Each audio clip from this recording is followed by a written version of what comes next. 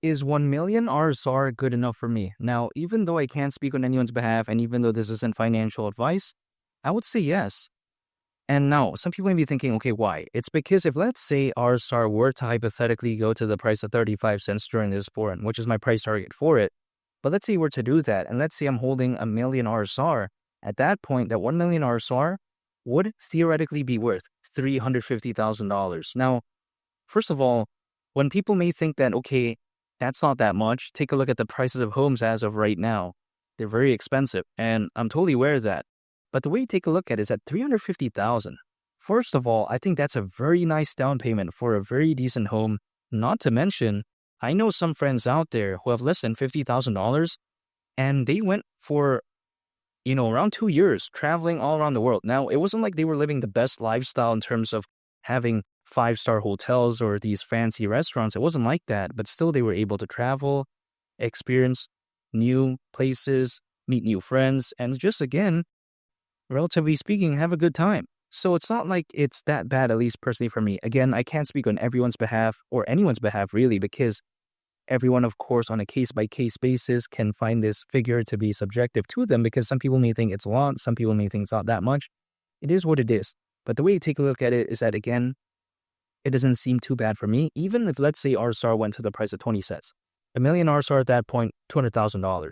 Let's say we tone things down, let's say even 10 cents. At that point, a million RSR, $100,000. So really, I mean, even at the price of like 10 cents, a million RSR would hypothetically be very fantastic for me. And keep in mind, many people that I know out there, they're not just only holding RSR. Now, there could be cases where people only hold RSR, but I'm just saying the general consensus, at least from what I've seen, they're not just only holding that. So if let's say I have a very well-diversified portfolio, and one of my pieces in my portfolio, aka in this case, let's say RSR, and I hold a million of it, in theory, and let's say we're to go to the price of 35 cents, and that 1 million RSR hypothetically becomes $350,000, it doesn't seem too bad, especially again, if it's just one of the pieces of my diversified portfolio. When people like to say that, okay, take a look at the price of RSR, oh man, take a look at the pullback, it's not good and all this, along with the whole crypto space overall, even though there's a slight recovery as of right now, but I still believe we have a ways to go. Of course, even just the most recent top, there's still ways to go. But even besides that, people may be thinking, oh man, can't believe RSR is down all this. The way to take a look at it is this. When I entered the world of cryptocurrencies, I was totally aware of the consequences, in a sense that I was totally aware that, hey, my portfolio could go down. I was totally aware that, hey, sometimes things may not only or always be the way I want it to be. I'm totally aware of that. But then when things do fluctuate, let's say there's volatile price movements, I cannot blame anybody but myself, because I entered this space with a clear and sound mind. I made the decision on my own. So I have to take responsibility for the things that I did. Like, for instance, if I entered the world of cryptocurrencies and my portfolio is down, I have to accept that, because that was the decision I made, right? It wasn't like I was forced to do it or anything like that.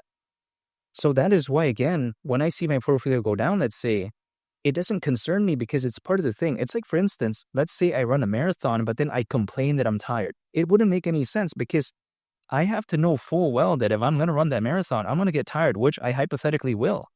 Or should I say I definitely will when I run a marathon, but I'm just saying I can't complain that, oh man, I'm running this marathon, I'm tired. Well, someone could easily tell me then, oh yeah, don't run the marathon then. No one's forcing you to do that. And I'll be like, yeah, that's true. So again, I cannot blame anyone for experiencing things that I wanted to, let's say, hypothetically do myself. Like, for instance, I have to be totally aware of the consequences. There's risk here. I'm totally aware of that. But then I have to accept that, which is why I'm not complaining or what I'm seeing as of right now. And if anything, the lower the price, the better the buying opportunity for me. So, you know what? If I see low prices, I'll just be able to accumulate more. Doesn't really matter to me, because I'm dollar cost averaging anyways. Anytime on income, I'm acquiring, I'm holding, I'm just waiting. That's it. And when I take a look at RSR, the amazing thing about it is that I think there's a bright future here. And if I take a look at something like Reserve, for instance, this is a very amazing project, because their goal is to create a stable currency, but they're actually not trying to create their own currency themselves. Instead, what they do is that they allow anybody to create a token that is backed one-to-one by a collection of other tokens. Now, this token is called an R token. Now, why is it amazing? It's in a sense that it's fantastic because this token, again, is backed one-to-one by a collection of other tokens. So if we take a look at a very popular example of an R token called EUSD, it's backed by a combination of USDT and USDC. That way, it gives the token a lot more stability. The use cases of R tokens could really be fantastic because it gives a lot of creativity and a lot of diversity in terms of what it could be used for, at least in terms of the creator of the R token. Now, the amazing thing about it as well is the fact that an R token can allegedly be created without writing a single line of code, and it can allegedly be done in just a matter of minutes. Now, of course, it's going to differ from a case-by-case basis in terms of the speed in which it's made. But again, it could be done in that short amount of time, allegedly, of course. So again, this is how amazing it is. Now, where does RSR even play a role in this?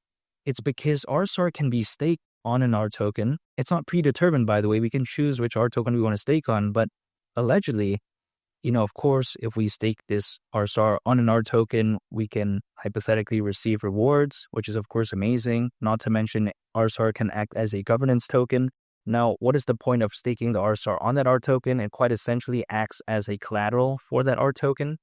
So again, RSR is not useless, in my opinion. So really, when I take a look at RSR, it's not a bad project. It's very simple and easy to understand, and I think it's really going to hypothetically gain a lot of this attention during a fully fledged bull run. I think RSR ticks the boxes in 3 categories, which is having good attention, which it does. It has pretty good exchange listings. It's not the best, but it's pretty good. Not to mention, it has a very good and passionate fan base. And not to mention, it has amazing, rock solid, and cool and interesting fundamentals. So it pretty much ticks all the boxes. And keep in mind, RSR at the price of 35 cents, considering current circulating supply, market cap would be around $20 billion, which is around a 47x from here. Keep in mind, 2021, or should I say back in 2021, Dogecoin reached over $80 billion in market cap. And here's the thing, what's even more crazy about that figure is the fact that in 2021, during the peak of that bull run, there was only roughly around 300 million crypto owners. Now there's over 600 million, according to Crypto.com research. I feel like the upcoming hypothetical peak of this bull run could be very amazing because I don't think it's over yet. Even historically speaking, we do know that usually altcoins, as a worst case scenario, they typically peak around 18 months after a Bitcoin halving event. And the last Bitcoin halving event happened in April of last year, so 18 months from then would actually mean around October this year. Now, it's not a guaranteed date, but I'm going to pay attention to that nonetheless. And I still think that the bull run is far from over. I mean, with the amount of institutional investors, with the amount of enterprise adoption, with the Bitcoin ETF, the Ethereum ETF, I highly doubt that the bull run is over like that. I still do believe that there are better days ahead. And I think RSR is amazing. I mean, if we take a look at Reserve as a project, I think arguably it's focused on the payments market, which is currently valued at over $2 trillion. I mean, wow. The GDP of Brazil last year in 2024 was around $2 trillion, and Brazil is very amazing. So I think that if anything truly puts into perspective that, hey, the payments market is very fantastic. Not to mention the AI market, which a lot of people have a lot of hype for, that's predicted to reach nearly $2 trillion in size by 2030, according to Grandview Research. Again, the payments market is already valued at over $2 trillion. It doesn't have to wait another 5 years. So should the payments market have more hype than the AI market? Probably not, because of course it's not as cool or interesting, but should it have more attention due to the sheer size? I think probably yeah, but then it doesn't. But I think maybe it should. But even besides all that, RSR at the price of 35 cents during this bull run wouldn't surprise me whatsoever.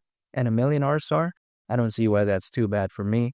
And make sure to subscribe if you gain value from this video. Greatly appreciate it. It's Molly the Captain, and I'll catch you all on the next one. I'm out. Peace. Bye.